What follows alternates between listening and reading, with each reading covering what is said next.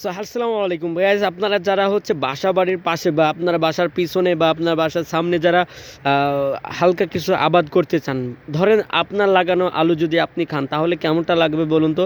দেখতে পাচ্ছেন যাদের বাসার সামনে বা বাসার পিছনে যাদের জমি আছে অল্প পরিমাণ, তারা কিন্তু চাষ করে ঘরোয়াভাবে আলু লাগাতে পারেন, বিভিন্নভাবে সবজি কিন্তু লাগাতে পারেন। ঠিক আছে, দেখতে পাচ্ছেন আলুটা কিন্তু আমরা বাসাভাবে পার্সোনালভাবে কিন্তু লাগানো হয়েছে।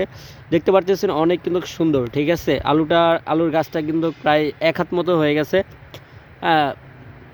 1 হাত পরিমাণের প্রায় হয়ে গেছে। আপনারা কিন্তু দেখতে পাচ্ছেন ভিতরে কিন্তু আলু নামা শুরু হয়ে গেছে।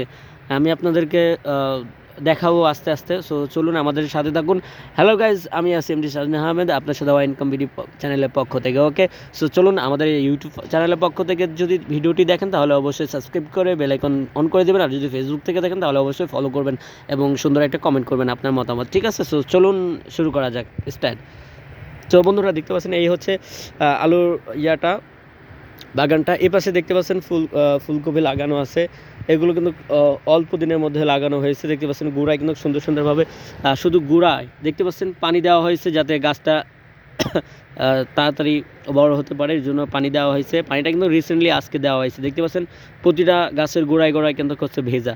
ওকে, সো চলুন আমরা এই পাশে দেখি। এবার এই পাশে আরও অনেক জিনিস আছে। সো দেখুন, দেখতে পাচ্ছেন এখানে কিন্তু স্বল্প পরিমাণের ভাবে ধনে পাতা লাগানো আছে। ঠিক আছে, ধনে পাতা। সো ধনের পাতা এগুলো হচ্ছে দেখতে পাচ্ছেন গাছগুলো কিন্তু অনেক বড় হয়ে গেছে। আমি একটু জুম করে আপনাদেরকে দেখানোর চেষ্টা করতেছি। এগুলো কিন্তু স্বল্প পরিমাণে ঠিক আছে লাগানো হয়েছে। ঠিক আছে, জাস্ট অল্পভাবে লাগানো হয়েছে। সো চলুন আমরা তারপরে দেখি। তারপরেও এই পাশে আলু লাগানো হয়েছে। তারপরে আমি আপনাদেরকে আরও একটা জিনিস দেখাচ্ছি, চলুন কী এখানে লাগানো হয়েছে। বন্ধুরা গ্যাস দেখতে পাচ্ছেন এখানে কিন্তু মূলা লাগানো হয়েছে। ঠিক আছে, স্বল্প পরিমাণের জায়গায় কিন্তু মূলার পাতাগুলো কিন্তু অনেক সুন্দর আছে। দেখতে পাচ্ছেন অনেকটা কিন্তু মূলা নেমে গেছে। এটা কিন্তু খাওয়ার উপযোগী হয়ে গেছে। ওকে, দেখতে পাচ্ছেন এই যে এগুলো হচ্ছে মূলার গাছ। ঠিক আছে, সো দেখতে পাচ্ছেন অল্প অল্প একটু জায়গা লাগানো হয়েছে। এই জায়গাটাই দেখতে পাচ্ছেন এগুলো। সো এই পাশে লিচু গাছ আছে। এইভাবে কিন্তু এই পাশে লাগানো হয়েছে। এগুলো কিন্তু মূলার শাক যেগুলো বলে, এগুলো কিন্তু এখন পর্যন্ত মূলাগুলো নামে না, এগুলো শাক হিসাবে ব্যবহার করা যাবে। ঠিক আছে, খাওয়া যাবে। তো এপাশে দেখতেছেন একটা আমড়ার গাছ আছে, আমড়া ধরেছে, ছোটো ছোটো আমড়া ধরেছে। এপাশে একটা কামরাঙ্গার গাছ আছে। তো আপনাদের বাসার আশপাশে যেগুলো আছে, জমি অল্প কিছু জায়গা আছে, তারা কিন্তু এই ধরনের গাছ লাগাতে পারেন। দেখতে পাচ্ছেন কামরাঙ্গা ধরেছে, গাছটা কিন্তু একদম ছোট্ট গাছে সুন্দর একটা কামরাঙ্গা ধরেছে দেখতে পাচ্ছেন। সো গাছ হতে পারে ছোট, ঠিক আছে, বলে না ছোটো মরিচের ঝাল বেশি, এই জন্য ছোটো গাছ দেখছেন অনেক কামরাঙ্গা ধরেছে। ওকে, সো চলুন আর কি আছে আমি আপনাদেরকে দেখাই।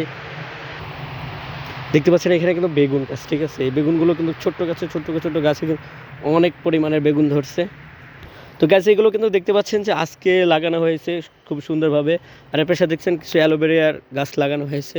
সো এরকমই যাদের বাসার পাশে বা বাসা বাড়িতে অল্প সামান্য কিছু জমি আছে, তারা কিন্তু এইভাবে কিন্তু চাষ করতে পারেন। ঠিক আছে, সো ভিডিওটা ভালো লাগলে অবশ্যই লাইক করবেন এবং আমাদের পাশে থাকবেন। ধন্যবাদ।